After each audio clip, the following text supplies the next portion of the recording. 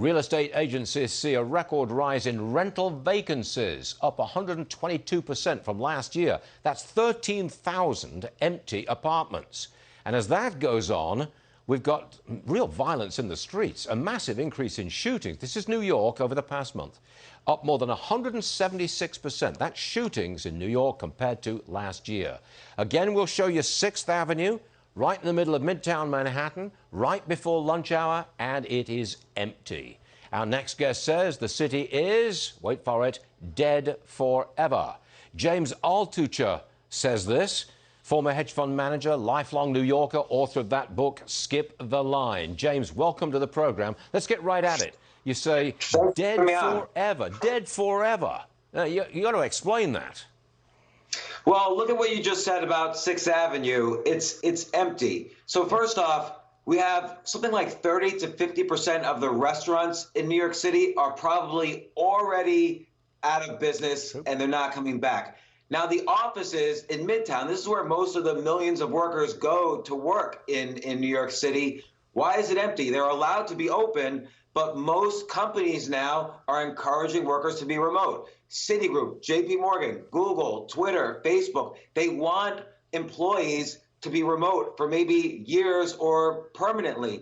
This completely damages not only the economic ecosystem of New York City, the restaurants, transportation, office buildings, commercial real estate, but what happens to the tax base when all of your workers can now live anywhere they want in the country, not even the suburbs. They're going to go to all of the cities like Nashville, Miami, Austin, Denver. They're leaving the city because they can work in places that have a cheaper cost of living, lower tax basis.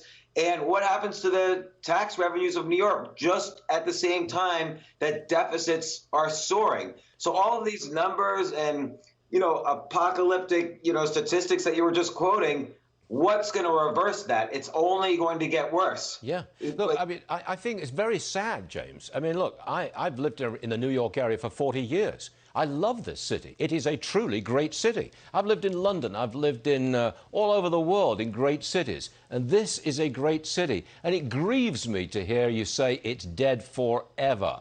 Is there no hope at all? I mean, sure, it can come back a little bit, can't it? It just won't be like it was. Well, look, I was born here. I've lived here for my whole adult life, and I have 5 kids in New York City. But yes, I don't think we're going to see a return to the old New York. The good news is that means financial opportunity, creative opportunity, artistic opportunity. This is going to be dispersed for the first time throughout the entire country now. It's not going to be isolated to just 1 or 2 spots like New York or San Francisco or LA.